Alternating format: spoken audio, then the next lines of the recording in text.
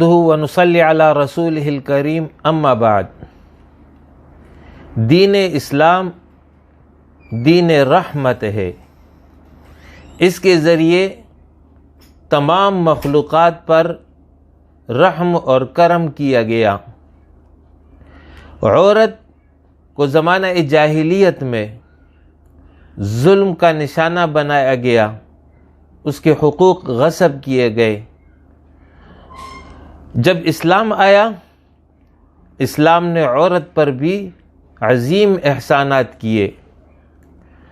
ان احسانات میں سے چند یہ ہیں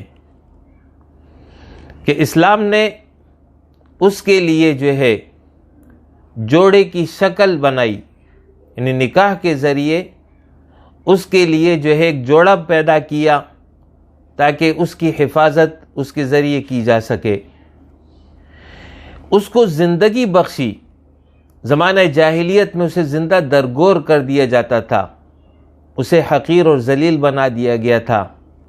اسلام نے اسے زندگی بخشی اور اس کی عزت اور احترام میں اضافہ کیا۔ اللہ رب العالمین کی طرف سے مرد اور عورت دونوں پر کچھ عبادات فرض ہیں جن کی ادائیگی بہر صورت لازم ہے۔ اس حوالے سے ان عبادات میں عورت پر تخفیف کی گئی۔ مخصوص ایام ماہواری میں اس سے نماز کو معاف کیا گیا۔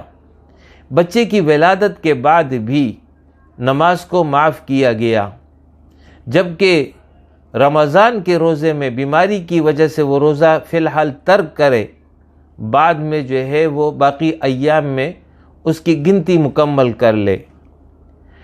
تعلیم اور کفالت یہ لازم کیا اول باپ پر کہ جب تک باپ کی سرپرستی میں ہے تو اس کی ذمہ داری ہے کہ وہ اس کی کفالت کرے، اس کی تعلیم اور پرورش کرے۔ شادی کے بعد پھر شوہر کی ذمہ داری ہے کہ وہ نان و نفقہ اور اس کی رہائش کا انتظام کرے، اور بعض صورتوں میں بھائی اور بیٹا اس پر لازم ہوتا ہے کہ اپنی بہن اور اپنی والدہ اس کی کفالت کا اہتمام کرے۔ اسلام نے اسے حق مہر دیا، اسی طریقے سے اسے میراث میں حصہ عطا کیا، اسے تجارت کی آزادی دی، گواہی کا بوجھ اس پر ادا کیا تاکہ وہ اس ماحول میں جو اس کے لیے ایک اجنبی ماحول ہے اطمینان کے ساتھ اپنی بات کہہ سکے۔ اولاد کے لیے اسے حصول جنت کا ذریعہ بنایا کہ ماں باپ کی خدمت اور اس کے نتیجے میں جنت کی ضمانت یہ اللہ اور اس کے رسول نے دی ہے۔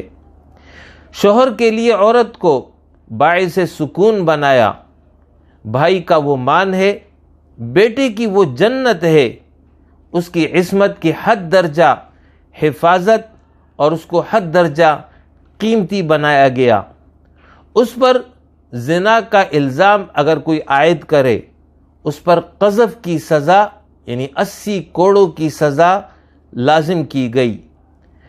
اسی طریقے سے خدمت میں ماں کا حق مقدم ہے، ماں بھی ایک عورت ہے، اس کا حق باقی سب سے مقدم ہے، جیسے کہ حدیث میں مضمون ہے کہ 3 مرتبہ آپ صلی اللہ علیہ وسلم نے فرمایا کہ تم پر سب سے زیادہ حق حسن صحبت کا تمہاری ماں کا ہے، تمہاری ماں کا ہے، تمہاری ماں کا ہے، اور پھر 4تھی مرتبہ فرمایا کہ تمہارے باپ کا ہے۔ اس کی پرائیویسی کی مکمل ضمانت دی گئی ہے کہ اس کی پرائیویسی محفوظ رہے۔ اسی طریقے سے مرد پر اس کے ساتھ حسن اخلاق اور حسن معاشرت کی پابندی عائد کی کہ اس کے ساتھ زندگی گزارو گے تو اس میں حسن اخلاق کا رویہ رکھو گے۔ جہاد، نماز با جماعت، عیدین کی نماز، جنازے میں شرکت سے اسے رخصت دی گئی ہے، اور اس کے علاوہ بہت کچھ اس اسلام نے اس عورت کو عطا کیا۔ ضرورت اس بات کی ہے کہ اس حوالے سے شعور پیدا کیا جائے، اور اسلام نے جو کچھ اسے عطا کیا ہے، جو حقوق اسے دیے ہیں، وہ جو ہے اس کا حصول اور آسان بنایا جائے، تاکہ آج جو عورت بے چین اور مضطرب ہے، اس ماحول سے اور اس گھٹن سے وہ باہر نکلے۔